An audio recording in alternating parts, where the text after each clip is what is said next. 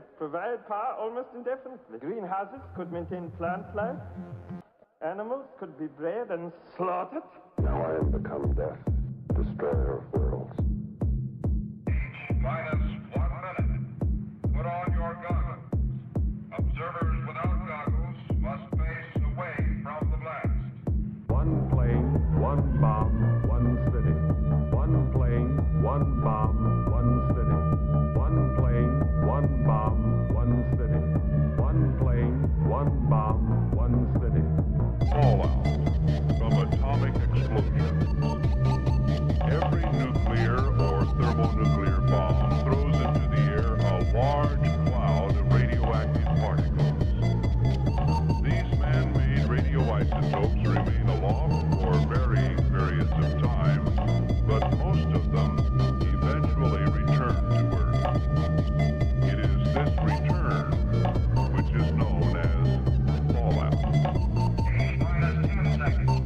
9, 8, 7, 6, 5, 4, 3, 2, 1.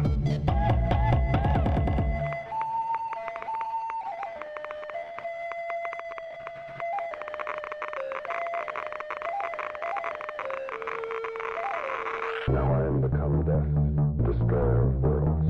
Now I am become death, destroyer of worlds. One plane, one bomb, one city. One plane, one bomb, one city. One plane, one bomb, one city. One plane, one bomb, one city. Fallout from atomic explosions.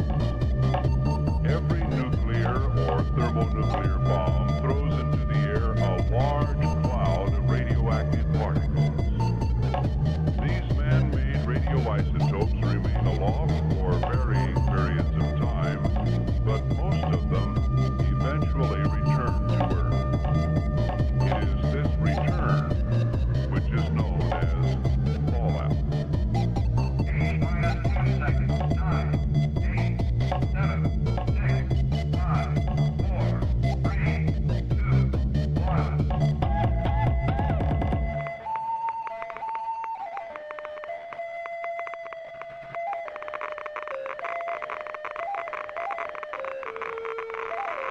Animals could be bred and slaughtered.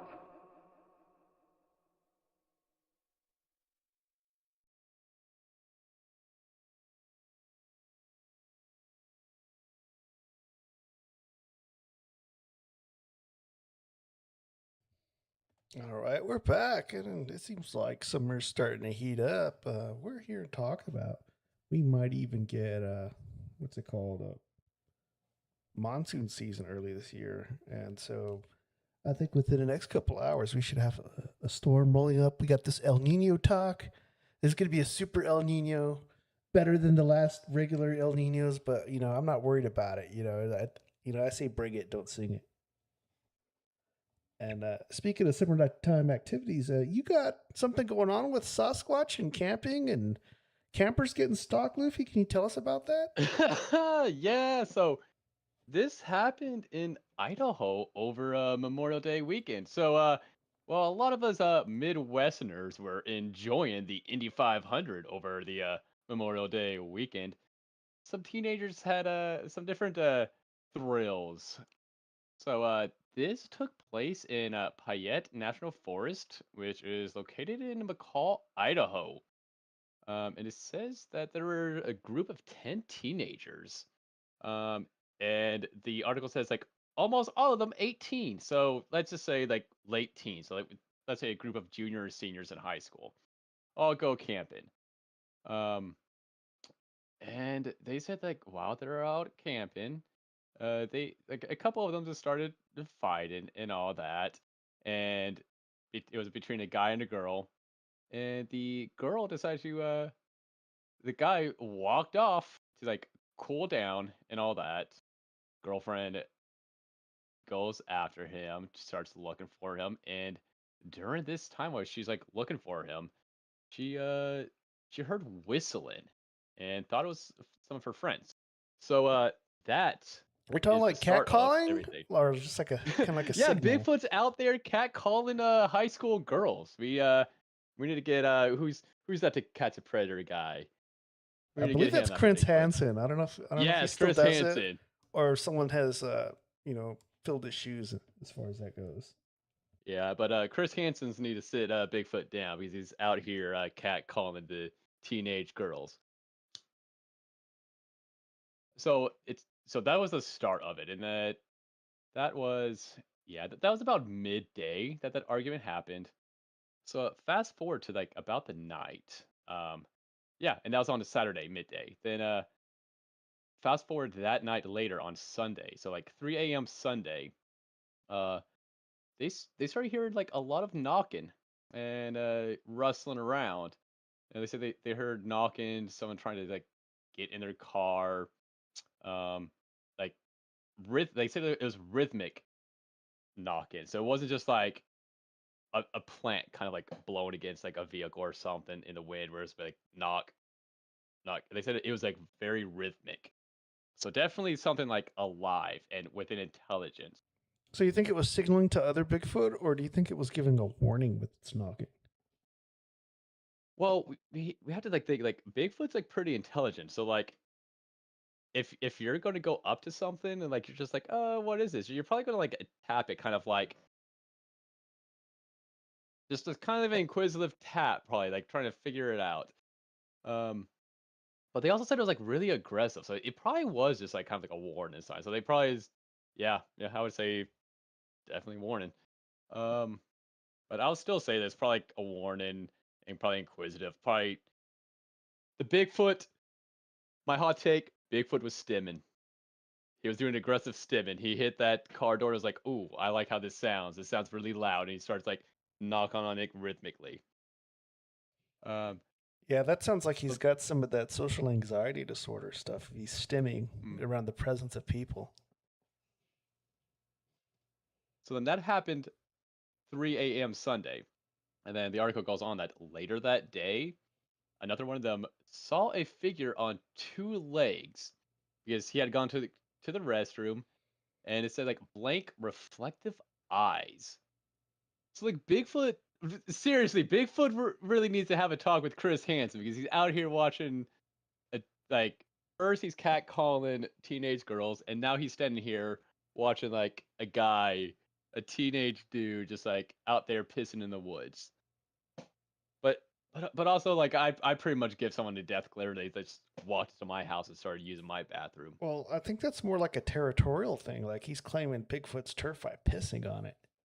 That's probably what pissed him off. If Ooh, anything. that well, the aggressive knocking came before this. So like they had the whistling, then they had the knocking, and then this guy goes to the bathroom and sees just like the the creature standing there.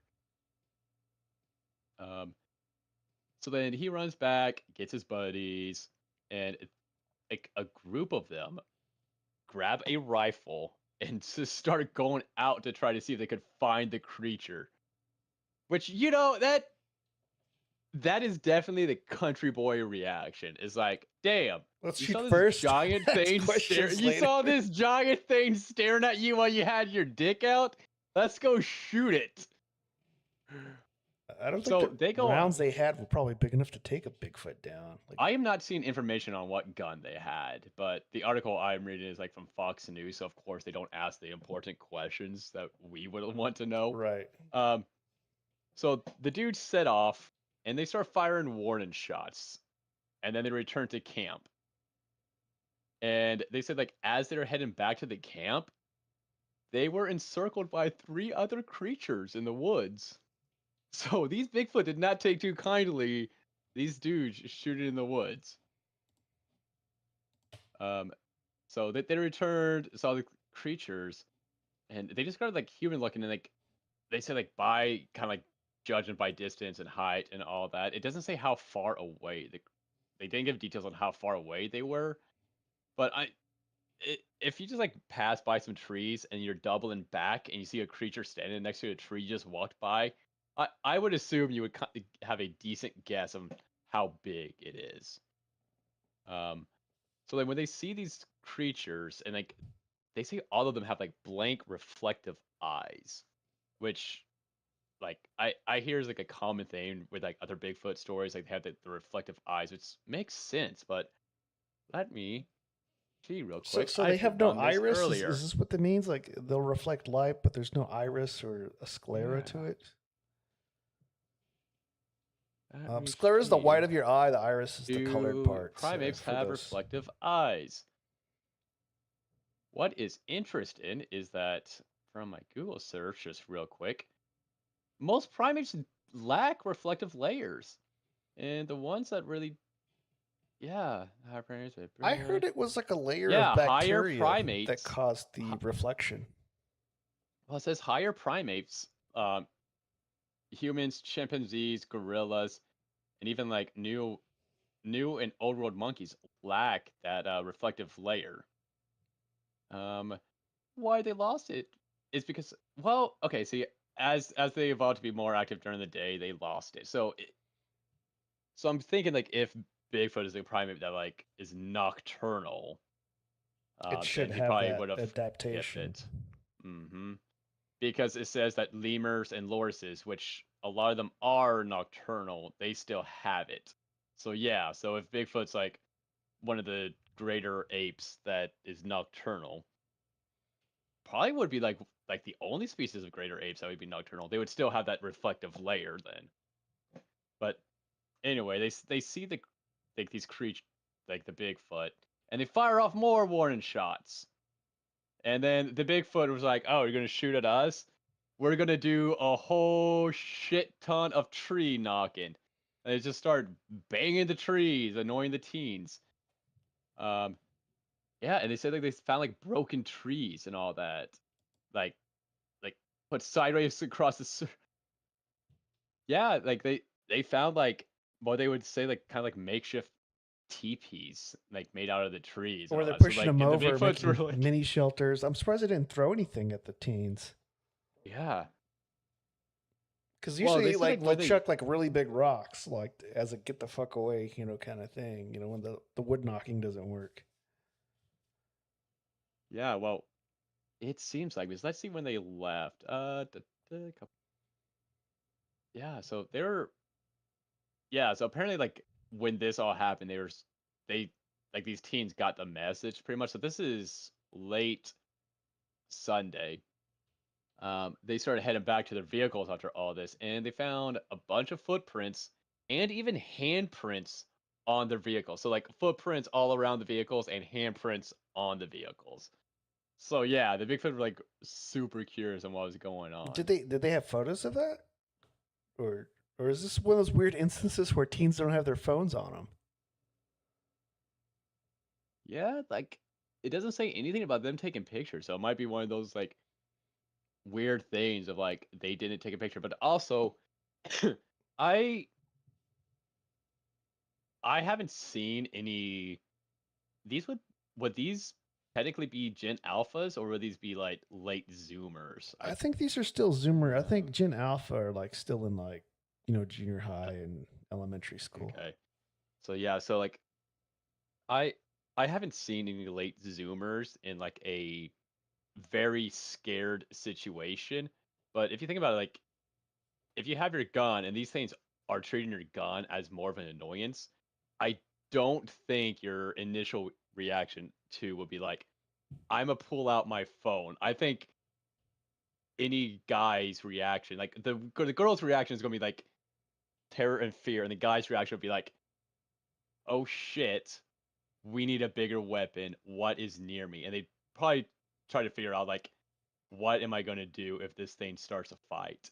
So on one hand, I can be like, yeah, they didn't snap a picture. That's kind of suspicious. But also on the other hand, if I was in that situation, I'd be like, what can I get my hands on that would do the most damage? And grabbing a pick would not be one of my first thoughts. I was just thinking from the evidence point of view when they returned the vehicles on their way out. Not during the Oh yeah. confrontation. Yeah. Yeah. That also is a little odd that they wouldn't have done that. But you know what? It is what it is for them.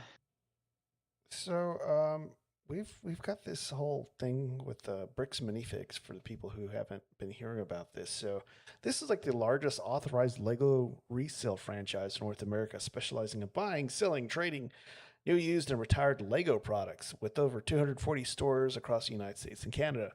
They serve as a massive hub for collectors, hobbyists, casual builders, offering buy, sell, and trade. You can turn in dusty bins of old bricks into cash or store credit and swap parts or refresh your collection. They have a massive build a minifig tables and display cases filled with rare vintage and licensed collectible figures. You can get tubs, tables where you can dig for specific colors, shapes, and structural components. Diverse set selections. The shelves are stocked with everything from brand new to current release and hard to find retired sets. So the latest controversy that is surrounding this Bricks and Minifigs company centers on escalating legal battle and a massive viral scandal involving a missing $200,000. So this guy had ordered a Star Wars Lego collection, and there was a YouTuber's invest involved, and 1.3 million in racketeering, which is a RICO lawsuit. So the missing Lego collection issue began when Brian Mansell and his 83-year-old father Eric consigned their massive Lego Star Wars collection, considering roughly 780 box sets with 1,200 rare minifigures, to Bricks and Minifigs franchise location in Kaiser, Salem, Oregon area. So the family intended to use the proceeds for medical bills, college funds. However, the local store transitioned to a new franchise because someone bought them out. So they got a new owner now. The new owners allegedly refused to honor the consignment agreement or return the items, claiming the inventory belonged to their store. Now, this YouTuber named Reckless Ben, he steps in and with frustration and the lack of resolution, and he teamed up with this viral prankster to investigate YouTuber who published a highly publicized documentary exposing the situation. So he used extreme tactics to preserve the franchise over. And Bricks and Minifigs corporate leadership, and he created a parody website calling "We Steal from Old People" using the official company logo and plastering defamatory banners across the store and owners like residential neighborhoods, impersonating delivery drivers, court officers, churchgoers to track down the corporate executives in Utah to serve them with legal papers. There was arrest and like a 1.3 million lawsuit situation quickly turned to legal nightmare. So in March of 2026, the American Fork Police Department in Utah arrested and charged Schneider with stalking, targeted residential picketing, criminal trespass, and disorderly conduct.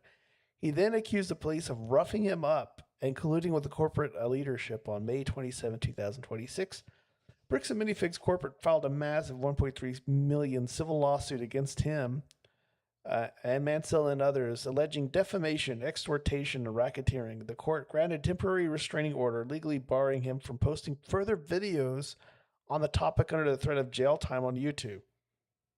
So the current status is immense internet backlash. The corporate office has shifted its stance since June of 2026. Bricks and Minifigs formerly served ties with the Kaiser, Oregon franchise owners and permanently closed that location, citing gross negligence and lost documentation due to the ownership of transition. Current leadership announced that they are offering directly to compensate Mansell and family for anything unaccounted for, drop their civil lawsuit against him due to the viral nature of the videos and a bunch of the massive of people get really pissed off at him, because it's now they are receiving online harassment, bomb threats, vandalism, and lower sales despite having zero involvement over the Oregon situation. So I'm glad a mob of people can get stuff done, Yeah. when you can get them to rally to the cause. So there's a 33-year-old Irishman who was hospitalized, and it has nothing to do with the current situation in Belfast. He repeatedly injected his own semen into his arm in a bizarre self-devised attempt to cure chronic back pain. This resulted in severe cellulitis, a subcutaneous abscess, and trapped air beneath his skin. The key details include he was using a hypodermic needle that he bought online. He injected a monthly dose of semen into his forearm. I don't know if he's saving this up in a jar with Fanta or what, but he's been doing this for 18 consecutive months. Shortly before his hospital visit, he injected a triple dose. The injections missed his veins and leaked into the surrounding soft tissues, resulting in a very large abscess, redness, and swelling. Doctors treated him with intravenous antimicrobial drugs to clear the bacterial infection. However, the discharge himself before the abscess could be surgically drained. So this is published as the case study, the Irish Medical Journal. Medical professionals noted that this is the first known case of semen injection for a medical ailment and being served as a stark warning against self-administration of untested, unresearched treatments. God.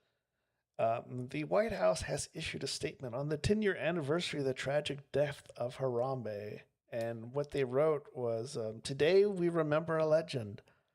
On this day in history, Harambe would have been celebrated another birthday, an icon that became part of internet history, American culture, and the entire generation's timeline. Tomorrow marks 10 years since we lost him. 10 years since that moment the world stopped scrolling and collectively moored something bigger than a meme. It became a symbol of loyalty, strength, chaos, unity, and strange beauty of the internet, bringing millions of people together for the cause of never forgetting Harambe. Everyone remembers where they were when they heard the news, and somehow a decade later, his legacy still lives on. Gone, but never forgotten. Rest easy, a true patriot. You know, there was another anniversary came up as well, and it was the USS Liberty, but they didn't say anything about that. Did you notice that? Yeah, they didn't. I think Thomas Massey was going to do something about it, and he wants to get an investigation on what really happened. And so that opened up a whole can of worms, and I don't know if he'll get any traction for this before he leaves Congress. But it'd be nice if they turned up something new. The internet is chock full of memes about goth girls. And one drink company is bringing these jokes to life in the form of goth girl spit. Throughout the years, there has been a handful of mock attempts at creating goth girl spit energy drink, but nothing has been official until now. So on May 26th, an apparel company named White Phosphor announced a collaboration with Echelon in the form of a new drink that fans equals parts confused and curious. So speaking of still, so the Goth Girl Energy Spit has zero energy, is like a sugary energy drink that they revealed on Instagram. And the energy drink went on sale like May 28th, and they're already completely sold out. So this was like a test run. It's not even like an official run. You know, people are weird. That's like, but okay, see, it's flavored. And it's like one of those things where it's like not flavored. It's just like a funny flavor name. They say it's citrus flavored, but there's no real Goth Girl Spit, is what I heard. Because I guess they didn't want to get sued. Like I mean, the Belle Delphine that would like be bathwater unhygienic. situation. Yeah, I don't think the FDA would allow that. So the pack appears to have contained like 12 drinks and retails at $35.99. Is that pretty expensive for energy drinks? How much is it? It's like almost $36 for a 12 pack. $36 for a 12 pack? Yeah, that's drinks. a lot. That's a lot more than you can do for beer and all that. Even like the craft beers and all that. Because you can get a 12 pack of like the really niche beer for like $17-20. Because I think I can get like a case of Modelo, like the flavored, chiladas for like about $25. Yeah. So these guys are like 50% more than like alcohol drinks for a stupid meme thing. That's dumb. So far they're saying the reviews are positive, praising the taste and the concept of the drink. As for the taste, they described it as a citrusy, but not crazy sweet like other drinks in a white can. So I guess they're trying to compete against White Monster. Furthermore, they're saying there's a bit of a caveat to the product that Real Goth Girl Spit was only used for testing purposes only. They said this product does not contain actual Goth Girl Spit. So that'd be, a disclaimer to keep them from getting sued. This had customers trying to get their hands on the test cans, but no luck yet. One was quoted as saying, "Can I pay extra for the test cans? I'm asking for a friend." According to Echelon, the test prices are to be determined, indicating fans might still be able to buy them. Making a drink based on spit is certainly a choice, but it's not the first time a company made a product centered around something that comes to the human body. Goth Girl Spit Energy is not an official sponsor for the show. I just want to put it out there. And most of those girls who are doing that, they're posers. They're not even real goths. They're just doing e-girl bullshit to get the Sims to pay for their OnlyFans content. This is it's actually harmful to the women in the actual goth scene who see this over sexualized content, and then they have to deal with the aftermath of guys thinking that this the meme that they're doing is actual harmful, what you call stereotype. And so there's like been a whole thing, and they're actually starting to get backlash for it. And so really, there's this one girl, she made a video about it, and the whole thing is that Pinky Chew's trying to play that she's like a victim now, saying that she's being a part of so she's been known to do shit like that to they won't take accountability for their actions, so they're going to double down and say they're all victims of harassment and bullying and death threats. So I think they just need to keep the pressure up until these people leave the subculture of goth and find some new way to grift their shit. I actually called them out on TikTok, and I got over 1,000 likes for my content. And Pinky Chew has liked or followed my account, so I don't think she likes what I said or my content. I think she's just trying to use it for maybe a future legal action against me or something like that, because she's been known to do that, people. So several attendees are planning to sue the organizers of the FanimeCon 2026 in San Jose, California, after drinking foot juice sold by the cosplayers during Memorial Day weekend, which reportedly led to fungal lung infections and medical treatment. So during the unofficial offsite gathering known as ParkCon or Parking Lot Con near the main FanimeCon event, cosplayers sold red fruit drink with alcohol mixtures. They were charging about $10 to $15 per cup. So that's very expensive for just a mixed drink in a cup, man. That's not even top shelf liquor. And so which they had been soaking their bare feet in. The fresh feet juice was sold out in under an hour with higher prices charged for customers who drank directly from the feet of the cosplayers. Participants who drank the liquid reportedly were showing signs of coughing and discomfort, and several others were diagnosed with the lung infections. They are seeking legal action, arguing that the event organizers should have stopped the activity. Now, FanimeCon clarified that ParkCon is unpermitted, completely separate, and unofficial gathering with no affiliation to the main event. And so what I heard was it was a Hatsune Miku cosplayer that was directly responsible for the tainted foot juice. I've been seeing memes about it, but I think it's funny that these gooners are starting to, face the consequences of their poor life choices. And with that, the CIA has been accused of gaining secret access to the DNA information of millions of people as the intelligence agency allegedly search for alien life on Earth. Now, Jason Reza Georgiani, he's a philosophy PhD and science fiction writer, recently claimed that he spoke with a retired U.S. Army sergeant who served as a psychic spy and knew the government's secret program to hunt down individuals with extraterrestrial DNA. So I think that guy he was referring to as a remote viewer, like in the remote viewing program, which if you watch the movie about men who stare at goats, that's what it's based off of. So Georgiani said that on the American Alchemy podcast, that the CIA, the nation's premier foreign intelligence agency, has a backdoor program that allows it to search through genetic testing companies such as 23andMe and Ancestry.com. According to the author, the purpose is to look for individuals who have DNA ancestry tied to a race of aliens known as the Nordics, who allegedly look like extremely tall humans from Scandinavia, with blonde hair, blue eyes, and fair skin. Despite the Trump administration releasing multiple batches of previously classified reports on UFOs and the search for alien life, the Pentagon had maintained for years that there's no proof that aliens exist. So he's claiming that the source of this information was Army veteran Lynn Buchanan, who had publicly stated that he was trained remote viewer in the CIA's secret program to have psychic spies perceive information about distant objects, events, or people. He also claimed in podcast interviews that the government was actively looking for people whose DNA did not fit into the standard patterns of human ancestry and had been listed as other or unknown, unidentifiable. So For the record, I actually have like 5% of this unknown, and I think there's like several people that always wondered what's this unknown mean? You know, I got 5%, I got 3%, you know, but there was no really explanation what that meant, you know.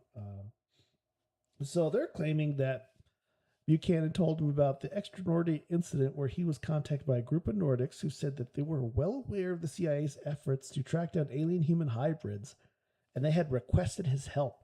He says that there's an enclave of them that live in a small town in the Colorado Rockies, and they pass because they look like tall Scandinavian people. Now, he did not reveal the date and location of the incident, but he claims that he was approached by 3 Nordics in a diner who explained that there were members of the alien race who traveled to Earth in order to escape their own world's tyrannical government. And he was saying that the reason why that these Nordics are here is they allegedly intermarried with humans and gave birth to hybrid offspring for generations, with their goal on Earth is they want their children to live in a free society and protect their children and grandchildren from the worldly government that they came from.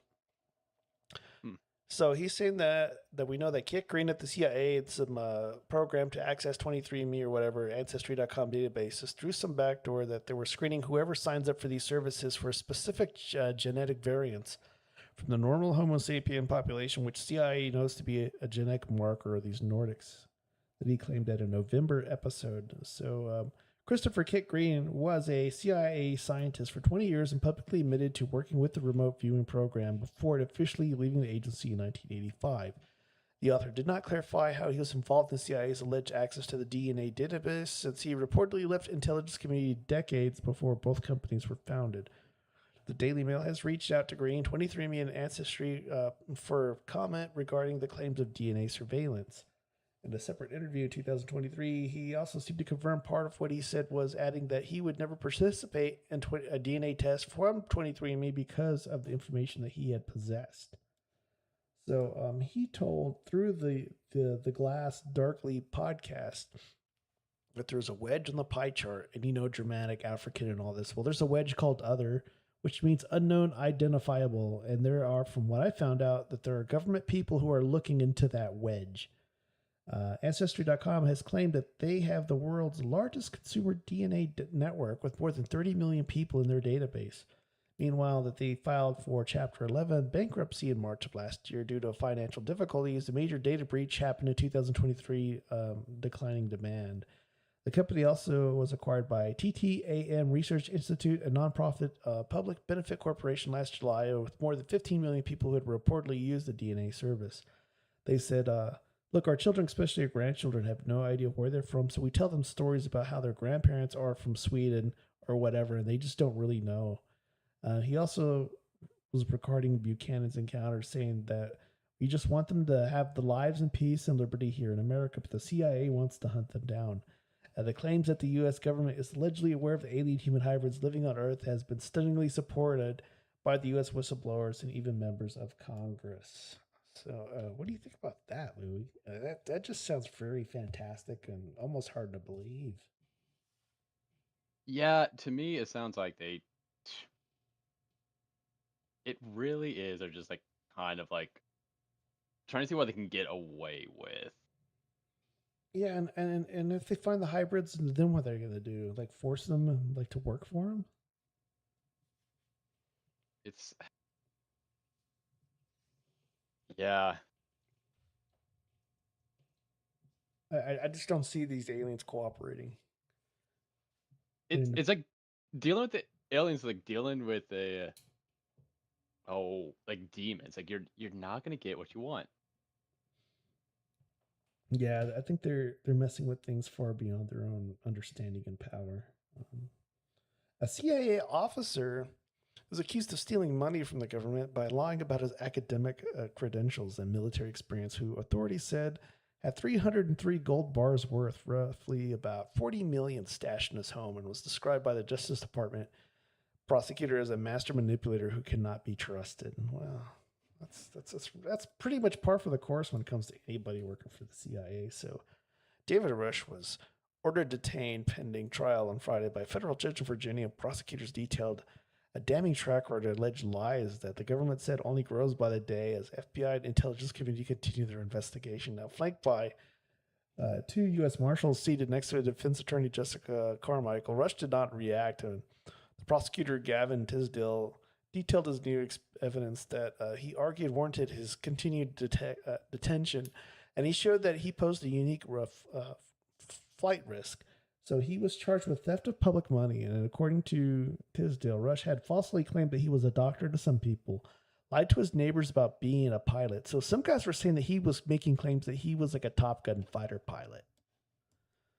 And he had recently been put funds away into commodities that were easily tradable, such as Rolex watches seized from his home. Many of his assets were believed to have been still remained unaccounted for. So he also went on recent instances of undisclosed travel to further bolstered by the government's argument that he could not be trusted and returned to further legal proceedings in his case.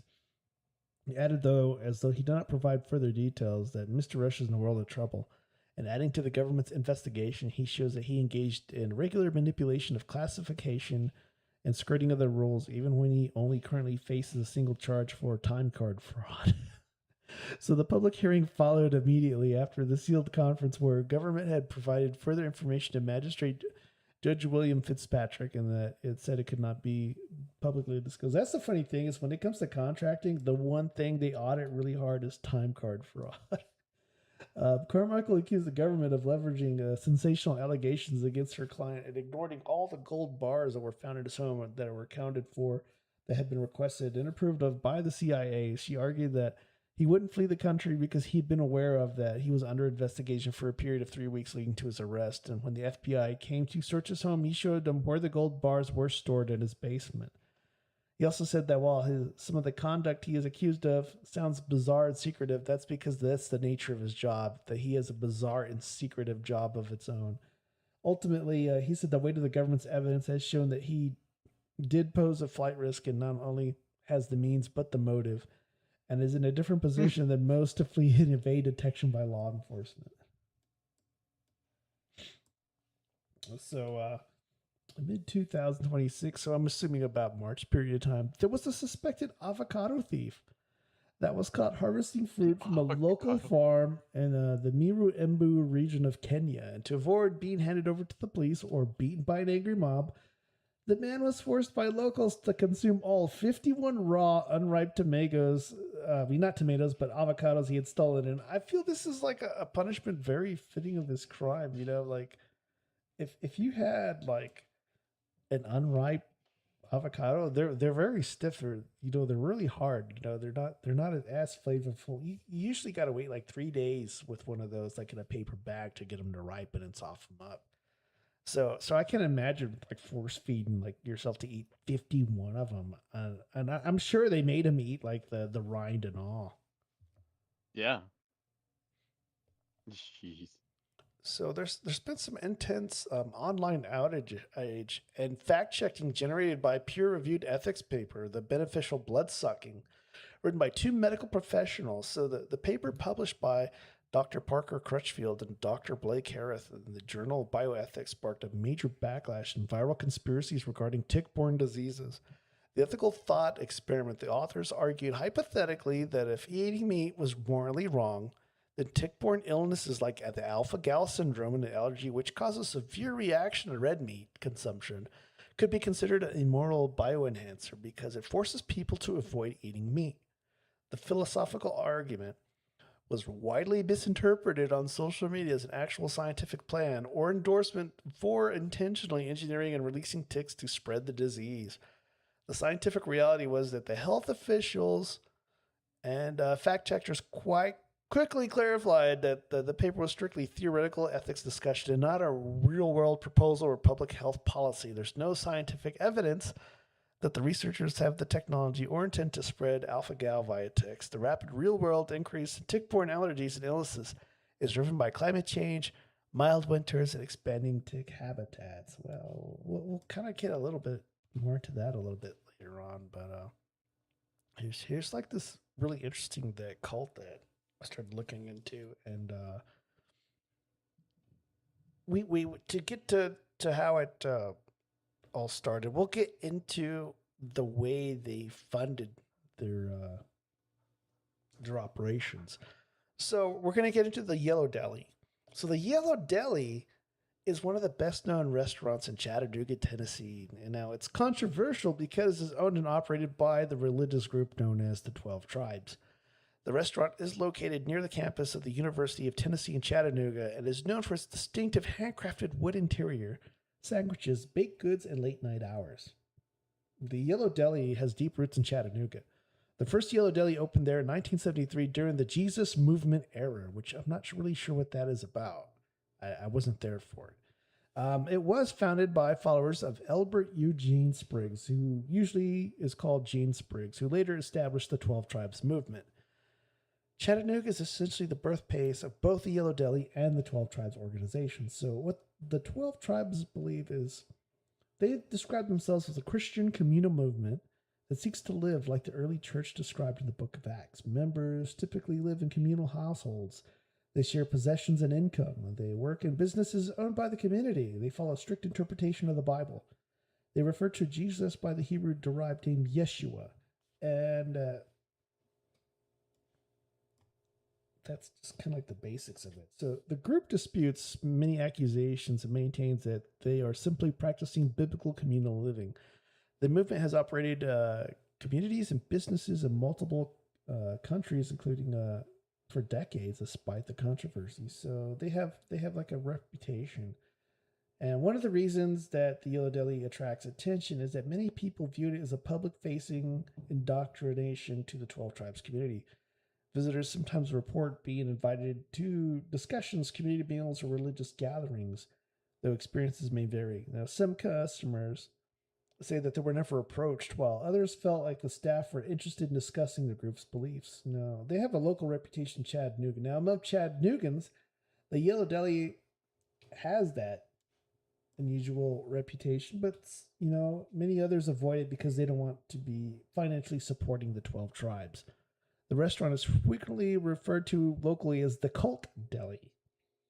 The short version is the Yellow Deli is a real restaurant with a real devoted following for its food and unique atmosphere, but it's inseparable from the 12 Tribes. So the moment that it was founded in Chattanooga in the 1970s, whether someone views it as an interesting communal religious enterprise or a cult largely depends on which source they trust and how they evaluate the allegations against the group. Now, based on their local listings, there are currently 33 to 34 Yellow Deli locations worldwide, depending on whether or not you count these locations that are temporarily closed, moving, or bakery-only sites. So in the United States, the largest concentration is including locations in Tennessee, which are Chattanooga and Pulaski, New York, Ithaca, Onatha, Hamburg, Coxsackie, and Oak Hill. In California, you can go to Vista Valley Center. In Colorado, you can go to Boulder. Florida has one in Arcadia. Georgia has one in Brunswick. Massachusetts has one in Plymouth and a standalone bakery. In Missouri, they have a Warsaw location.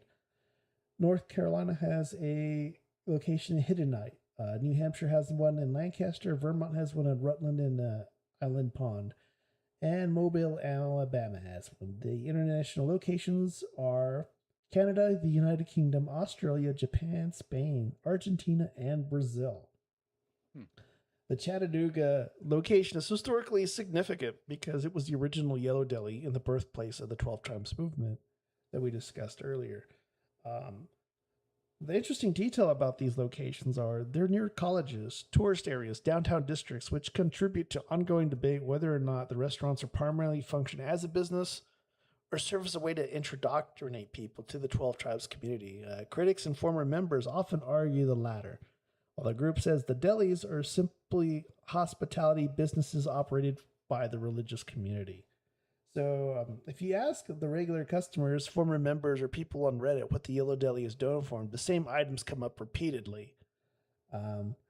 One of the things is called the Deli Rose Sandwich. Now, this is possibly the restaurant's signature sandwich. It contains roast beef, corned beef, pepper jack cheese, provolone, onions, tomatoes, mayo, mustard, and their house special sauce on onion roll. It's featured prominently on their menus and often mentioned by fans that this is the item you should try first. They have a Reuben sandwich, which is another longtime favorite. And to highlight the Reuben as its classic hot steam sandwiches. It features corned beef, sauerkraut, Swiss cheese, mayo, mustard on rye bread. They have another sandwich called the Yellow Submarine. Their signature vegetarian sandwich, which has sprouts, lettuce, olives, yellow peppers, tomatoes, rotating house spread on a seeded roll. It's one of the sandwiches that they specifically recommend. They have a deli pesto sandwich. This is a turkey sandwich with Swiss and provolone cheese, sprouts, tomatoes, onions, pesto, spread, mustard, and mayo. It appears consistently on many Yellow Deli menus, and it's one of their better known specialty sandwiches. They serve yerba mate drinks. So the Yellow Deli and the 12 Tribes related coffees have this thing called a mate factor, which they are famous for their yerba mate drinks, which is popular varieties include a peach mate, a fresh green mate, a mate latte, a hibiscus deli cooler, and a mango mate. Many visitors mention that the mate drinks are almost as good as the sandwiches, just alone, by themselves. They also have desserts there, which include a cream cheese pie, a sweet potato pound cake, cinnamon rolls, banana bread, and carrot cake. Their official website specifically highlights its homemade desserts and cream cheese pie, while Chattanooga locals seem to order most. Based on Chattanooga discussion and reviews, the items the most often praised are the deli rolls, the Reuben, the yerba mate drinks, the Yellow Submarine, the cream cheese pie. Now, they said one thing that makes the sandwiches stand out is that the way they're typically served on a house-made bread, they are steamed before they're served, and it gives them a softer texture than a traditional deli sandwich. I'd also like to remind the audience that the Yellow Deli is not a sponsor, and we're not shilling for them. I'm looking at the pictures of the food in the restaurant, and it looks like it's a really cozy environment. If I saw one of these popping up in my area, I would have to assume that we're about to be gentrified and have a bunch of hipster-type restaurants and microbrews that are about to start populating the neighborhood, and my rent going up by another $500 a month. But I can see how, looking at the insides, they look very, very welcome. So we'll get into their leader. His name is Albert Eugene Springs Jr. He was born in 1937 and passed away in 2021. He is usually known as Jane Springs. He was the founder of the religious movement known as the 12 Tribes. He started the group in Chattanooga, Tennessee in 1972 during the Jesus Movement revival of the late 1960s, early 70s. The movement later grew into the international network of communal religious communities, farms, hostels, businesses, and, of course, the Yellow Deli restaurants, which he just mentioned. He was born and raised in Chattanooga before founding the movement. He worked in education and personal management and became involved in charismatic Christianity. So that means like a bunch of faith healing type stuff, right, Luffy? Yeah, what was their thing again? Charismatic Christianity. Isn't that the whole faith healing kind of thing? That can fall under it. Let me double check. But in 1972, he and his wife, Marcia, opened a coffee house called the Light Brigade, where Bible studies attracted young people seeking alternative lifestyle, and that group evolved into what became the 12 Tribes. So it is the faith healing is a central defining practice of the charismatic movement. Okay, so they're doing faith healing and speaking in tongues kind of shit. Where you avoid the doctors and all that. Yeah. They're right up there with rattlesnake handlers. His role in the 12 Tribes within the movement, he was registered as a spiritual authority. Members often referred to him by his Hebrew name, which he went by Yonek, which meant sapling. While the 12 Tribes... Oh, God, it's one of those groups. Yeah, so while the 12 Tribes said that the leadership is shared among elders, many scholars, former members, and critics have described him as the central theological influence behind the group's beliefs and practices. So the movement teaches communal ownership of property, strict biblical discipline, separation from many aspects of mainstream society, and the restoration of what the members believe is the original first century Christian church. Now, why he was controversial was he became a highly controversial figure because of allegations directed at the 12 Tribes over several decades. Critics, former members, anti-cult organizations, and some government investigations accused the group of harsh corporal punishments of children, authoritarian control over the members, racist teachings, we'll get into that one a little bit later, and strictly patriarchal gender roles, isolation from outside influences, which usually is what defines a cult. And then the 12 Tribes has generally denied allegations of abuse and maintains that the teachings are based on the interpretations of the Bible personality and recruitment. So former members often describe him as a charismatic, persuasive, and highly influential person. Some ex-members claim that his teachings had become the foundation for an intense, high-control environment, while supporters saw him as a sincere religious reformer attempting to restore authentic Christianity. One interesting aspect of the group history is that it became known for operating welcoming businesses, especially the yellow delis and hostels that introduced outsiders to the community's lifestyle and beliefs. He died on January 11, 2021, age 83, while the 12 Tribes community in Hiddenite, North Carolina. His death raised questions about the future of the movement, but the organization continues to operate communities and businesses throughout the world. So I guess if you want to get one of those sandwiches, you can still get one. Wait, is this the deli that Reckless Ben infiltrated before doing the whole bricks and minifigs? Oh, I don't know if he had anything to do with that. Let me see, because I know he did a sandwich cult. I didn't think there was another one around. It could very well be. So the most controversial accusations of racism against the 12 tribes stem from statements in their teachings and publications. Oh, yes, this is the exact one. This is the exact one. Interracial Reckless marriages. Ben, well known for creating an undercover documentary series infiltrating the 12 tribes, a religious sect that operates the Yellow Day. Oh my God! So the two stories that we were talking about have a connection. Oh my God! Now that's called a synchronicity. I didn't plan that.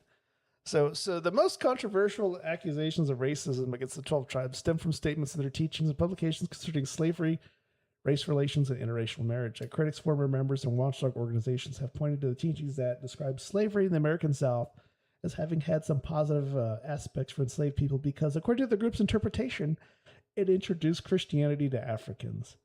They argue that slavery itself was not inherently sinful if a master treated his slaves according to biblical standards. They opposed interracial marriage, as in some writings claiming that God intended distinct peoples or nations to remain separate. So they're probably going on with this whole, Tower of Babylon kind of thing, where everybody has to be separate, not the same. Presented social hierarchies that critics viewed as racially discriminatory. So the 12 tribes has acknowledged that some of its teachings have defended them as a biblical interpretation rather than expressions of racial hatred. The group has stated that it accepts members of all ethnic backgrounds and points at its racially diverse communities around the world as evidence that it's not a racist religion or group.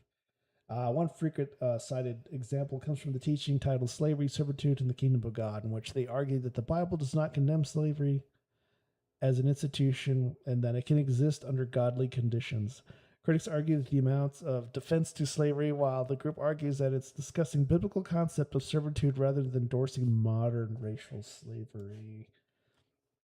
Okay. The former members have also reported hearing teachings discussing discouraging interracial relationships, saying that this is generally framed as views as preservation of biblical distinctions among people rather than racial superiority. It's important to distinguish between that the group officially teaches what can also be found in its published writings and how critics interpret those teachings. The strongest documented controversy is the 12 tribes teaches one race is biologically superior to another, but rather that its published defenses of the biblical slavery and has promoted the idea that racial separation in marriage many people view as racist. Now, 12 tribes recruitment isn't usually described by them as recruitment at all. They frame it as evangelicism and hospitality, but critics and former members describe it as a gradual high engagement entry process that often begins in very ordinary friendly settings. So here's how some people most commonly report as how they were drawn into the cult. They were saying that they're using cafes, delis, and welcoming spaces. So places like the Yellow Deli and related cafes, often run under different names in different countries, are the same public-facing entry point. The staff is often described as unusually friendly and conversational. Visitors may be invited to deeper discussions about life, meaning, or faith. Some locations will stay open late, creating a local hangout and atmosphere. Many former members say that the friendliness is intentional and it builds trust and emotional connection before deeper religious discussions begin. Music outreach and street evangelism, especially in the 1970s through the 1990s, members performed music in public spaces. They handed out flyers and literature. They ran small house churches and Bible studies. They engaged people in conversations about restoring early Christianity. They were saying that this was very common during the group's early Jesus movement era. The friendship would lead to Bible studies, and then the Bible study would lead to community invitations, which was the common pathway described in testimonials. So we'll just like a review that they went over to cafes, music, street conversion. They invite you to Bible study or a communal meal, and then frequent visits and growing social ties. And they will give you like an invitation to stay at a community home for a few days to see if you like it, then gradually get you to move into a more permanent communal living situation. The critics often describe this as a step-by-step immersion process rather than a single join-us movement. The drop in hospitality and short-term stays. The 12 Tribe is known for offering free meals, temporary lodging, and communal housing and hostels. They come stay with us invitations for travelers or people in a transition. Former members and cult monitoring groups argue that this can function as a bridge into longer-term commitment because it creates dependency, structure, and social belonging. The intense community immersion. Once inside, people who stay longer often report that they have a strong daily structure within work, prayer, shared meals, limited outside social contact, emphasis on obedience to community leadership, a gradual expectations of a long-term commitment. So at this point, the critics argue that it becomes less of a recruitment phase and more of like your social, spiritual retention. There's the important nuance that the 12 Tribes describes all of this as voluntary discipleship and hospitality. Critics and ex-members often describe it as gradual indoctrination through trust building and isolation from the outside world. Both perspectives agree on one thing, that most people just don't join in a single movement. They have to drip deeper in involvement over time through social and communal contract. Former members and cult monitoring organizations have raised a fairly consistent set of complaints about the 12 Tribes over the years. The group disputes many of these characteristics, though the allegations tend to cluster around a few main areas. Child discipline and corporal punishment. One of the most serious and frequently cited complaints involves how children were disciplined. Former members have described that a strict physical discipline, including spankings, that are characterized as excessive, a belief that obedience training from a very young age, a structured system of correction involving community standards rather than private parenting. So that means anybody in the community can beat your kids, not just the parents. Supporters of the group also argue that discipline is biblically based and not abusive, but critics say that the practice is crossing the harsh, controlling punishments. Has a high control of daily life. So ex-members often describe a tightly structured communal environment. They have work assignments and controlled by the community. They have limited personal autonomy over their housing, money, and schedules. There's expectations of obedience to elders and leadership decisions. There's strong social pressure to conform. This is often described by critics as a high control environment, while the group frames it as a shared communal life. Isolation from outside society. So another recurring complaint is that the gradual separation from mainstream life. You're discouraged from having close ties with non-members. You're limited to media consumption and outside influence, so that they're going to cut off your phone use, your internet, and what you watch on TV. You're encouraged to live, work, and socialize primarily within the community. Former members often describe this as a slow process rather than immediate isolation. Marriage, relationships, gender roles. Critics and ex-members have reported that there are strict gender roles, with men being leaders and providers and women primarily being serving in a domestic capacity. Leadership involvement is approving or discouraging relationships. Claims of discouraging or restricting interracial relationships in earlier teachings, and early expectations around communal arranged style of marriage decisions varying over times and places. The group says that marriages are based on spiritual guidance and mutual agreements within biblical standards. Because the 12 Tribes operates as a business like the Yellow Deli and farms, former members have said that they work an often full-time community-centered environment. Pay is typically not individual wages, but the conventional says that these people are harvesting and sharing resources communally. The work can be physically demanding with long hours, and supporters describe this as a sharing all things in a common similar to early Christian communities. Some former members describe the leadership and authority doctrine as a strong influence of founding leaders of Gene Springs, Yonik, and senior elders. They have difficulty questioning teachings or leadership decisions. The doctrine being presented as a spiritual authoritative is non-negotiable, and the group responds that leadership is shared among elders and based on a consensus, like a council. There is difficulty leaving and there's social consequences. So another common theme is what happens to people when they leave is there's a loss of community time. So their friends and family, they're still within the cult. It's what they're missing out on. So they actually cut people out. Yeah. All that. There's emotional and practical difficulty transitioning out. Some people report being discouraged from contact after leaving. So like if you leave the group and you have family or friends that are still in the cult, they don't want you contacting them because they're afraid that you're going to, affect them or make them want to leave. The group disputes claims of coercion, but acknowledges that leaving a close-knit community life can be difficult. The big picture of it all is, across accounts, the main tension is interpretive. Former members, critics, describe this as a high-control community system with strong behavioral expectations and a limited outside influence. The 12 tribes describe itself as a voluntary religious community, practicing shared life and biblical discipline. Now, speaking of blowing $200,000 on Legos, you can support our tribe's research on the strange things that go on in this world. And so we have T-shirts with Regional Cryptids on them, and I'm currently working on a design for the Gulf State Cryptids.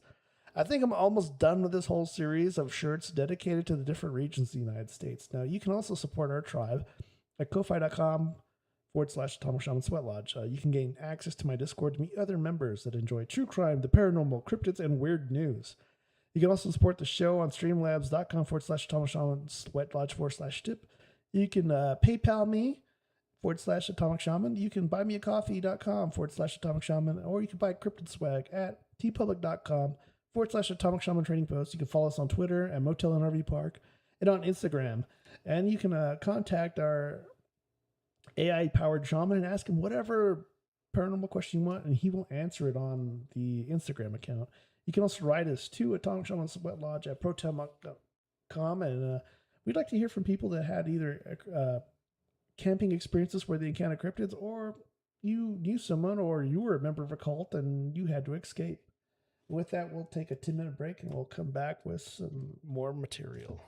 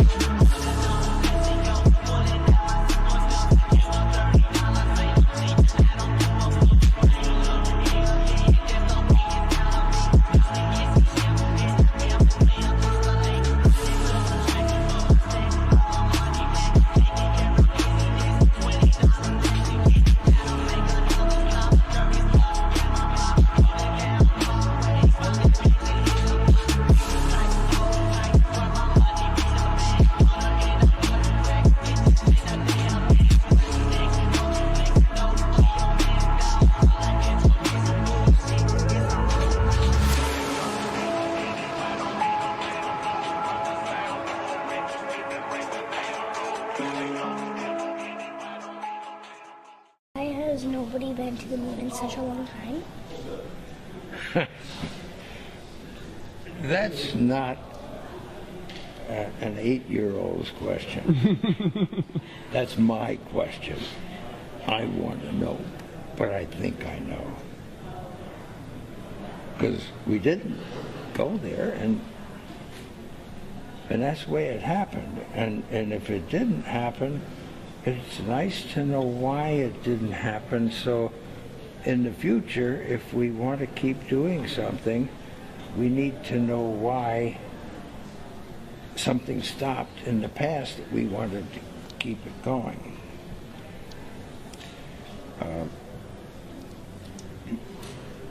Money.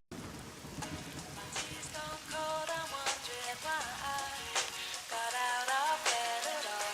The morning rain clouds up my window.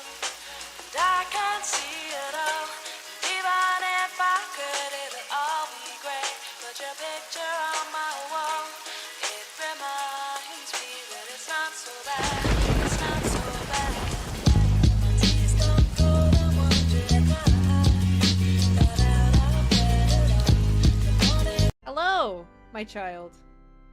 How are you? I'm feeling blessed. How are you?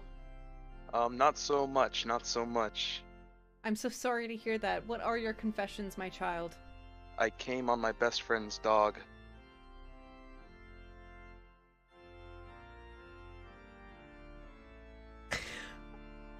Okay, Agura, my dog died. Let's go!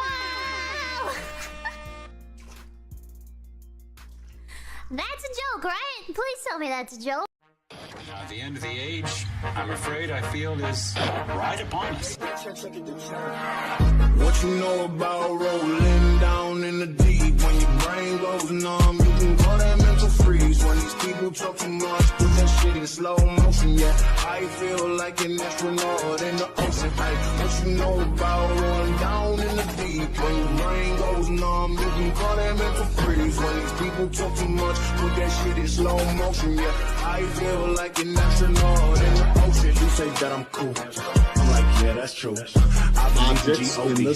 Don't believe in G-H-O-D. She keep playing me dumb. Don't know exactly what they are. Don't really know my mental. Let me give you the picture like stencil. Falling out in a drought. No flow rain was I'm pouring down. See that pain was all around. See my mode was kinda lounge. Didn't know which way to turn. Flow was cool, but I still felt burned. Energy up, you can feel my surge. I'ma kill everything like this purge. Let's just get this straight for a second. I'ma work, even if I don't get paid for progression. I'ma get it. Do exactly as I say, and you will not know. Even moving like kinetic. Put this shit in a frame. Better know I don't blame everything that I say. Man, I seen you deflate. Let me elevate this in a frame. Have you walking on a plane? He says he saw UFOs.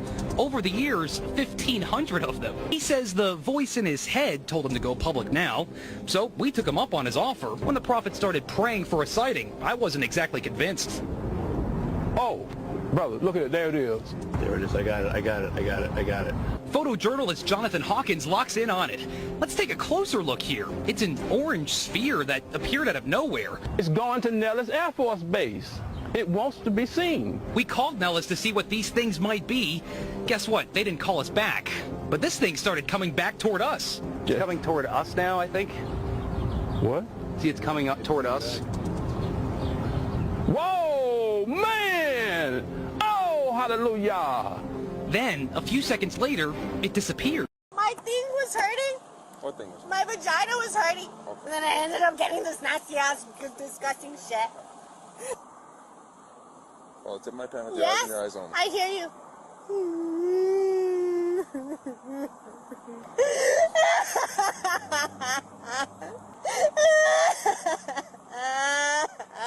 On your discretion, that's what you got? Because I'm following your tip, fool, and you did it like done 5 or 6 times already. Your eyes and your only. Oh. Boy, because my eyes can't go that far. That's why you're fucking docking me, fool. Fool, will you have that shit wait the fuck out here, fool? Can I ask what I'm being arrested for? Yeah, we'll talk to you right now, okay? What did I do wrong? At least tell me what I'm being charged with, motherfuckers. Okay, so did something happen between you and her tonight? Last night? What? Something happened between you and her last night? I mean, not kinda, but not really. Okay. Do me a favor. Don't put your hands in your pockets like that when we're talking. It ain't nothing. Alright, come here. Come on over here for a second. Go ahead and turn around. You just keep putting your... Don't tense up, man. Don't tense up, man. Where are you going? Settle that, mother. Look, I'm about to jump. I'm about to jump. Don't tase me, don't.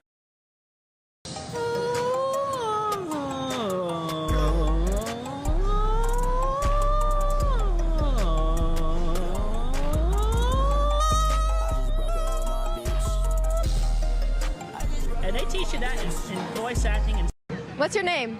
My name? Oh, let me tell you my name.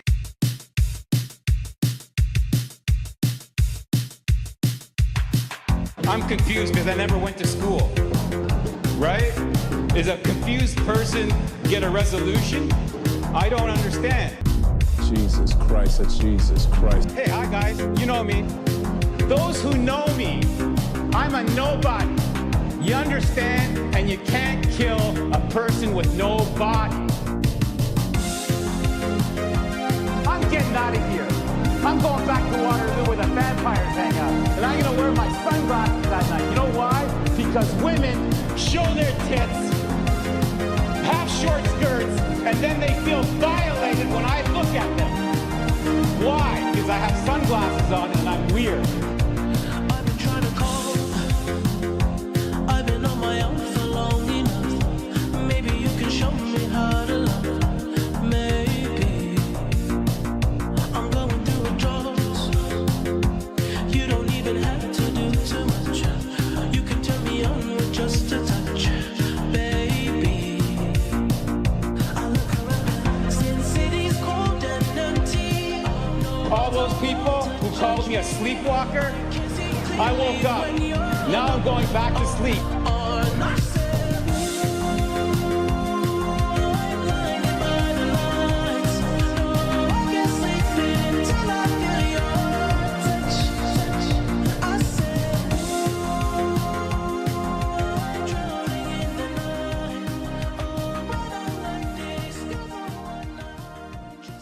Oh, wait a second. I'm going to be crucified, right? I'm not going to raise my voice. Do you miss that old school vibe? Mad Scribe magazine is dedicated to reviving the classic gaming and pop culture experience. Inside every issue, you'll find exclusive interviews with some of the biggest names in tabletop gaming. There are game reviews, adventures, indie comics, cosplay pinups, short stories, and a whole lot of attitude. It's like a love letter to your weird, geeky youth. Grab a copy in print or PDF wherever books are sold. Mad Scribe magazine, old school heart, new school hustle. With Mad Scribe, every issue is a critical success.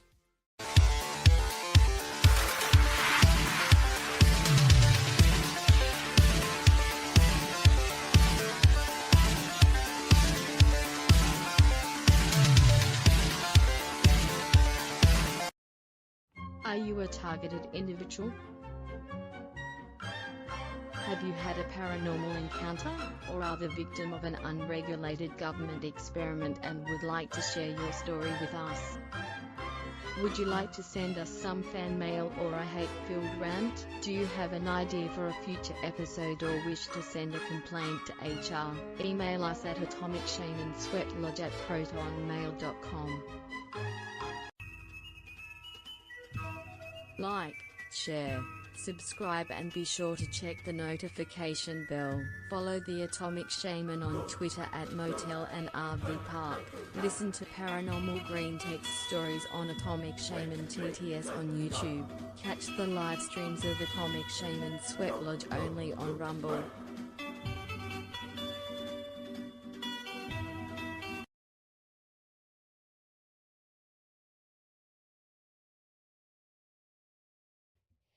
So we're back. So Luffy, you're familiar with that YouTuber that infiltrated this cult? Did you watch that episode or? I have not watched the episode of him infiltrating that cult. It was recommended to me a while ago, and I was like, I'll watch it later. And then all this stuff that happened with the bricks and minifigs, and I was like, I recognize that name. And then it just clicked. I like, oh, it's the guy that infiltrated the sandwich cult. But Reckless Ben has also like made like his own. Well, if you saw the bricks and minifigs, he also has like a whole religion of like Scientology sucks and all that. So I'll need to like watch his cult videos because it sounds like his main thing were cults. And then he was like, I'm tired of the cult thing. Let me do something like a little more like every day. And then he went after the bricks and minifigs, only to encounter a different sort of religious group. So is this Reckless Ben guy? Is he the guy who's speedrunning all the Scientology things where he's got groups of people and they all run in the Scientology buildings to see how far they can go and map them out? Because I've seen some guy doing that. There was one, but then they started doing multiple locations because that's the one where the guy got a whole bunch of midgets to run around. And he just kept messing with them, and they've had to increase the security outside of like I think one of their locations. I think he was saying that they're trying to find Tom Cruise and shit like that, you know, while they're running around screaming and stuff. And who started this? No, so he did not. Oh, just so from it's a like different the guy. AI search. Just from the AI search, it wasn't Reckless Ben. The the trend was started by, of course, an 18-year-old TikToker known by Schwiley. Yeah, he was the first to do a speed run video. Oh, okay, so it's a different guy. Maybe they should do a collab. That would be pretty cool. Oh, they should. It'd be hilarious. But I think both of them now are on Scientology's hit list, though. Oh, that's probably a bad thing to do. Because I don't know if you saw it. It was for a brief moment, but like in the Bricks and Minifig video, you saw a part where Reckless Ben got a projector, and he's showing a projector, and he made it say "sucks," and he aimed it at the Scientology building, the main one, right under Scientology. So on the side of the building, it had like the main logo Scientology, and under it, his projector wrote "sucks." That's actually a really good tactic because they can't really do anything to you if you're off their property. It's like a really good harassment thing. Given from what you saw through his like whole like Lego thing, like Reckless Ben is really smart on how he harasses people. Yeah, it was cool because I was hearing about how he was disguising himself as a security guard or something. He got into like the people and like tricked them into signing like paperwork to serve them court orders. So it was like, which one? It was for the Bricks and Minifigs thing. So he was like, signing of the document, he had one of his friends dress up as a delivery person. Yeah, he's like, I need you to sign for this order. Sign this. He was like, I need you to sign this, and they didn't look at the paperwork, and they just signed it, and he served him court order.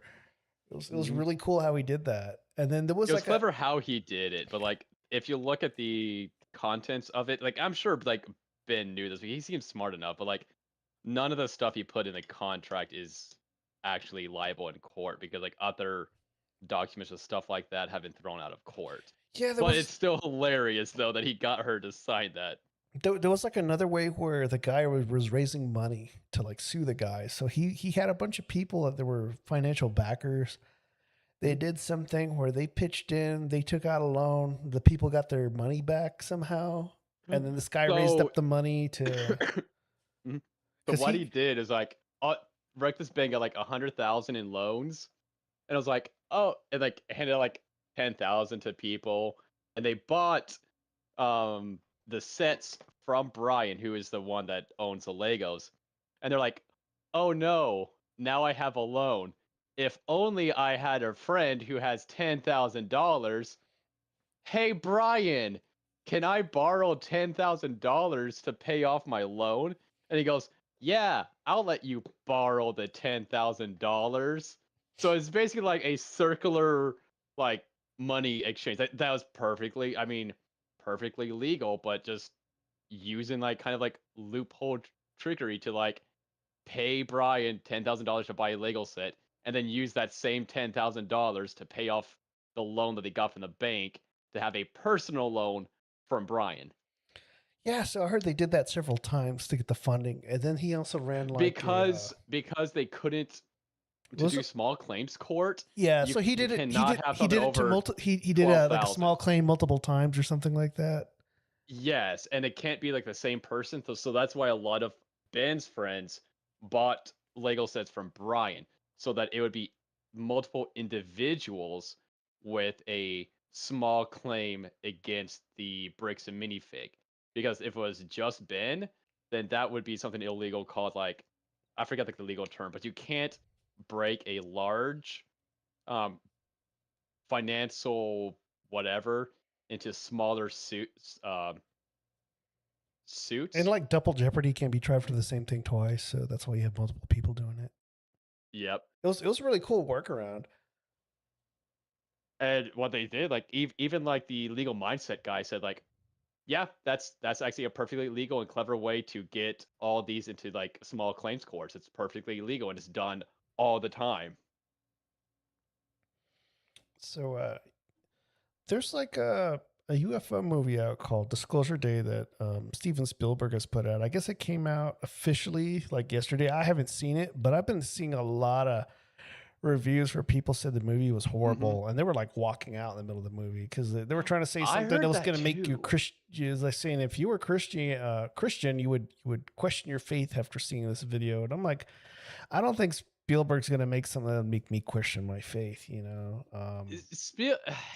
This is one of those where like these. Well, of course he's Jewish, but also like I think he might be an atheistic Jew, and like this is the thing that like a ton of these atheists don't understand is like Christianity is an old religion. It has like depending on how you want to mark it, it's like oh it started at like Christ, but like you could say like and how I believe like it started way before that.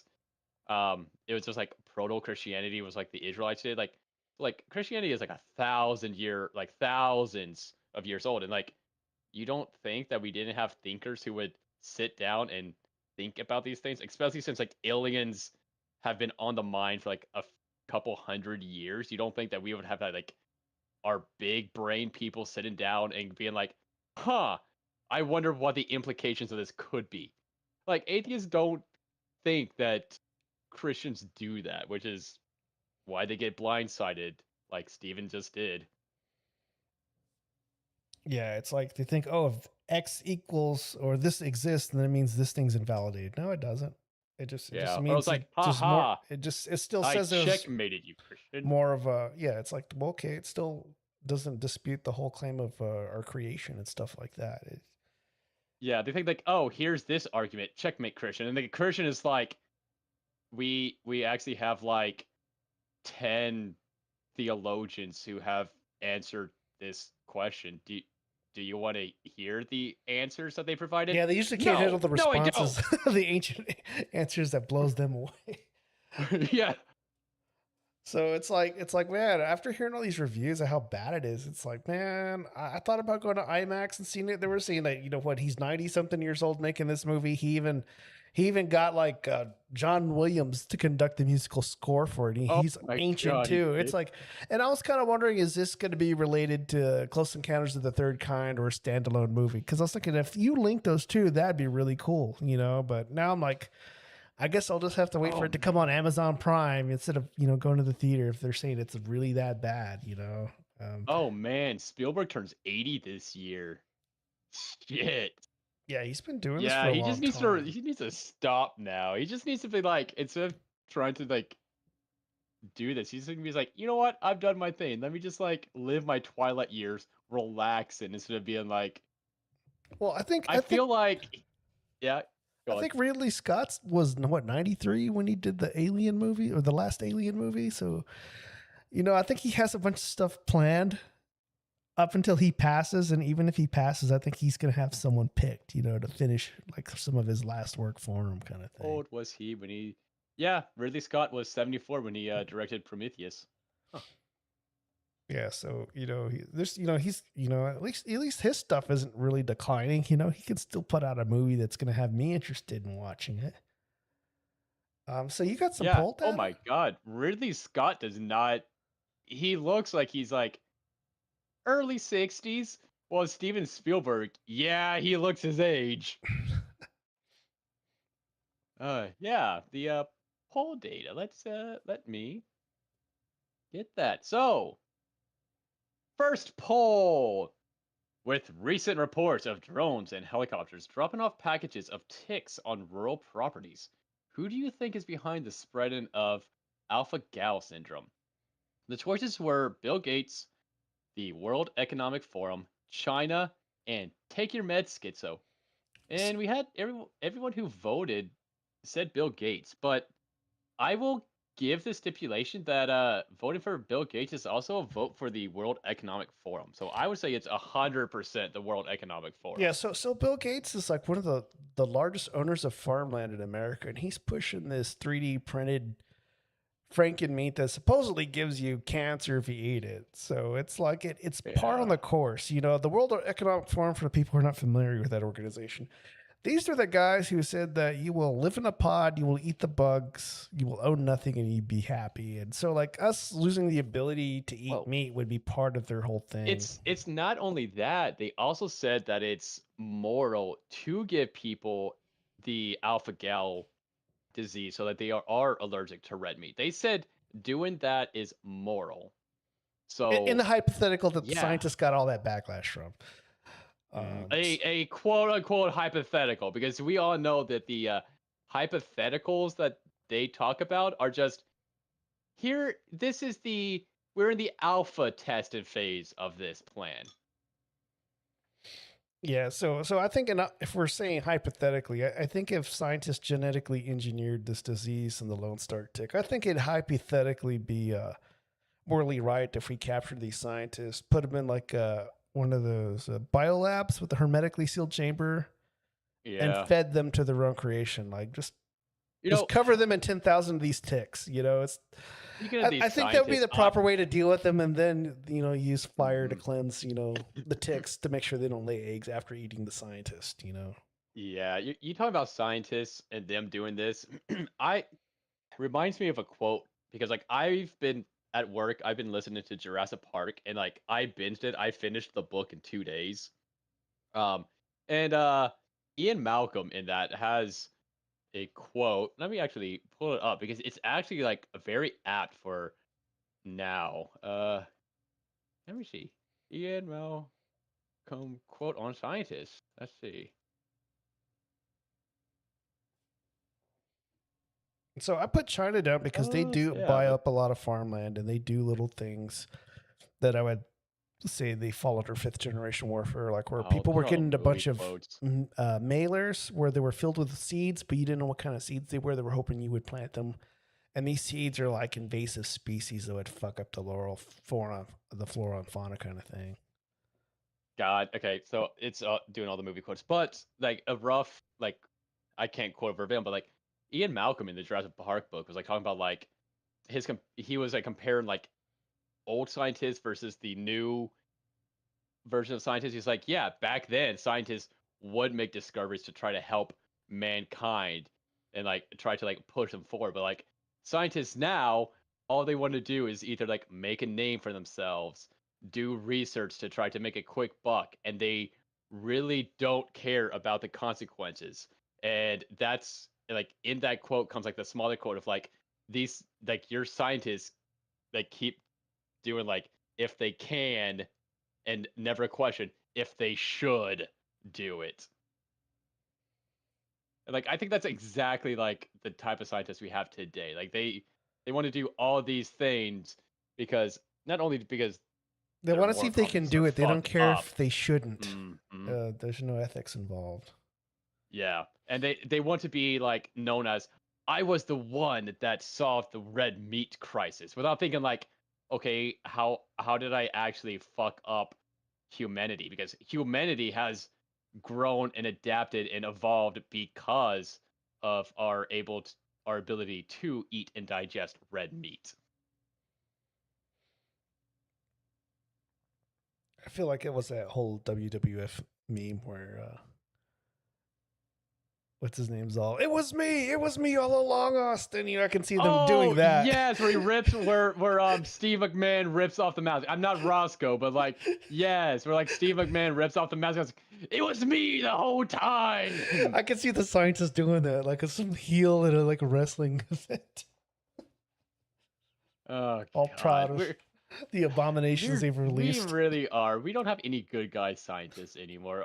Like every scientist now is just they saw like the evil scientists from every like media. I was like, I want to be that. It's like no, you don't. You don't want to be like that.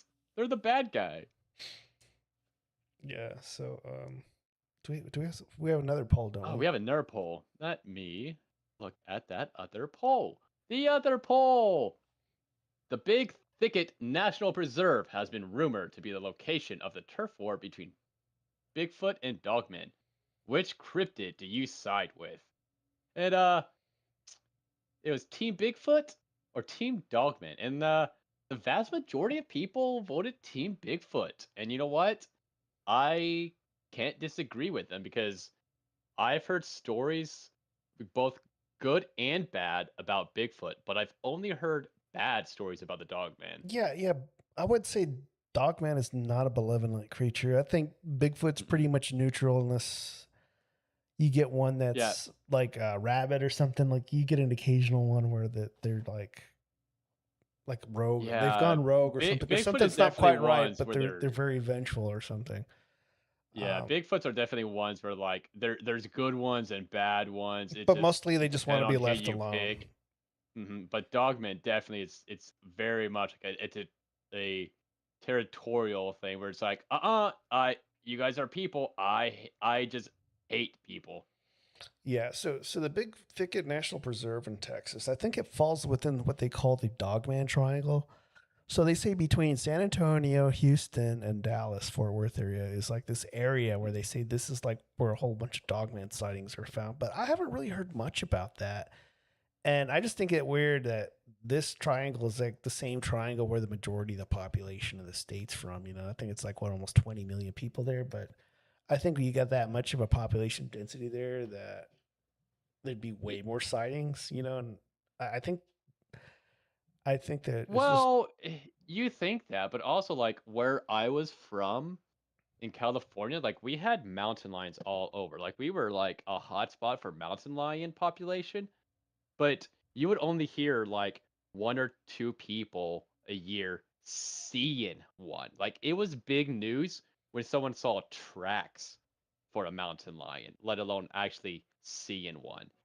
But they are out there and there is a decent population. So I could believe it with a Bigfoot. Like they're very, not Bigfoot, but the Dogman, where they're out there, but they're very they know how to hide themselves. Yeah, so like I heard about the Bigfoot stuff like in the Big Thicket. And I asked my mom about it. She heard stories about them when she was younger. She said she's heard some rumors, you know, but she didn't really get into it, you know. But that's like a really dense wooded area on the eastern Texas side, which most people think Texas is mostly desert, but it has like almost all the different, you know, ecological zones, you know. Yeah, like the eastern part of Texas has like a lot of the woods, right? Yeah, it's heavily wooded, and then you start getting to the swamplands, like on the border of Louisiana. Oh yeah, because it's right there near. Yeah. So like you like there has been like, of course, Bigfoot sightings in Texas, but not just Bigfoot, but like the swamp, the variant, you know, the skunk ape. Skunk ape, yeah. Yeah, because they said there's been the reports of the 5, you know, the footprint with the 5 toes, and then the skunk ape, for whatever reason, it only has 3 toes. And some people think maybe it's just the inbred version or something where there's a weird mutation where there's only 3 toes on the foot. But that's every report is the skunk ape has a 3-toed foot. With that, I don't have anything else to talk about. You got anything you want to show, Luffy? I do not at the moment, but yeah. But that's it for me. I think we covered all the weird stuff that's happened the last couple of weeks. I don't think we have enough content to maybe put out another show. I think in July, I want to cover a couple of UFO related incidents. I want to talk about the Kingman, Arizona incident. So there's supposedly a wreck out there, like in 1953. Weird. And there was another one in New York, and that was their, you know, version of Roswell. I think there was a landing, not a wreck. But it happened in New York. I think Joey D has even mentioned it on Joe Rogan. You know, so we'll get into that. There's a bit more to talk about on that. With that, I'll go ahead and play us out.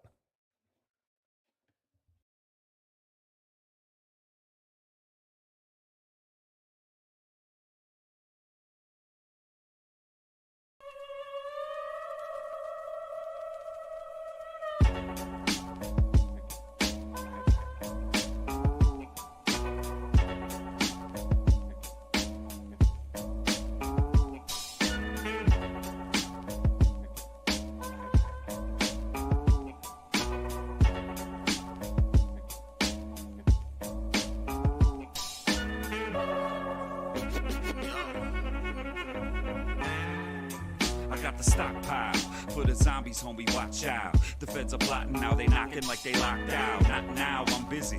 Your door get knocked down, drop trial, showing y'all the proper way to rock out. I know how this goes, looking through the crystal. Everybody hates me and it's every day the list grows. Beat around the bush, yeah. I learned to tiptoe and stand against an army, plugging barrels with the pick rows. Look at who they follow, look at who you follow. If you want me, you can find me at the bottom of the bottle, in the corner of the room or on the moon like Apollo. For fuck's sake, the earth is not flat, it's hollow, and there's Nazis in it. Shit, if that's true, you're probably gonna find me in it. Vibing while we fry Hasidics, ashes in the sky's the limit. I'm just rhyming with it. This is my demented mind and y'all just climbed up in it. Every now and then I can get retarded. People nowadays just getting misstarted. You don't like it, you can beg my pardon. Come and watch the world burn at my party. Every now and then I can get retarded. People nowadays just getting misstarted. You don't like it, you can beg my pardon. Come and watch the world burn at my party. Coming proper with the grammar, you bet I know who they is. But recognizing patterns nowadays is fucking dangerous. Just ask Trevor Noah, he could tell your heads are rolling. It's bloody paradise like a bunch of dead Samoans. Join me on the balcony, you niggas gotta see this shit. I crossed the line like fucking Trump in North Korea, bitch, yo. LA's on fire. Won't somebody get the chief on the wire? Nope. Cause don't nobody care. I fucking love the smell of burning plastic in the air. I give not a fuck. I found the first mosque and shot it up. Rolled down the window in the truck and yo, Muhammad sucks. Ooh, I'm so edgy, I just cut myself. Bitch, I never leave the damn crib if I could fuck myself. Call me all them names, go ahead, it's the basics. I drop these bars and hit the bar up in the spaceship. Every now and then I can get retarded. People nowadays just getting misstarted. You don't like it, you can beg my pardon. Come and watch the world burn at my party. Every now and then I can get retarded. People nowadays just getting misstarted. You don't like it, you can beg my pardon. Come and watch the world burn at my